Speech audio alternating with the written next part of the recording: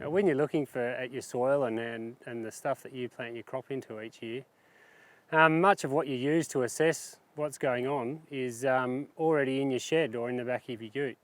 These are simple things. All you need to do is dig a hole, trusty spade, or fashion up a bit of old fencing wire, an old rod that you've got sitting in the shed, bottle of water for water repellents, simple soil pH test kit. Now you probably get this routinely done with soil testing at an analytical laboratory.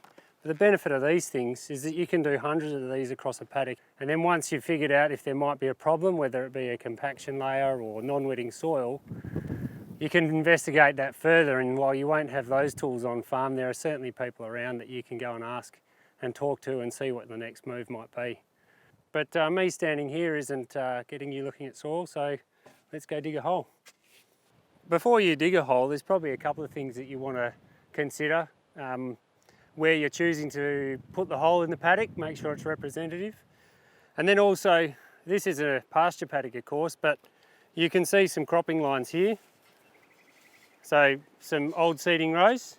And if this paddock's just come out of crop, you probably want to consider what's going on and off the row a little bit. So I would be digging a hole across the rows.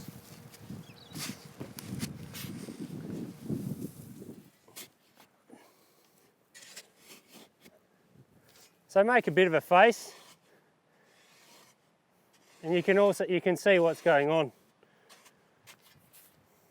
So obviously we annually we deal in this sort of part of the soil. That's where your tine goes through each year. That's most of where our operations are. This is where all the nutrients are, and this is what you'll see mostly on an annual basis. But the key thing is the roots in a soil like this. Crop roots can go up to 1.5, 2 metres down. And if there's something going on below that the roots don't like, well, it's important to you to know that that's there and whether there's something you can do about it. So the sorts of things you're talking about there are soil acidity, compaction layers, and that's where this piece of equipment is really handy. You can push that in, and if it goes in easily, obviously there's no compaction layer, but you can see at about that depth it starts getting hard. And I'm going to say that's about 35 centimetres down. But these sorts of things, this is not a defining answer. This is what I was saying earlier. You really want to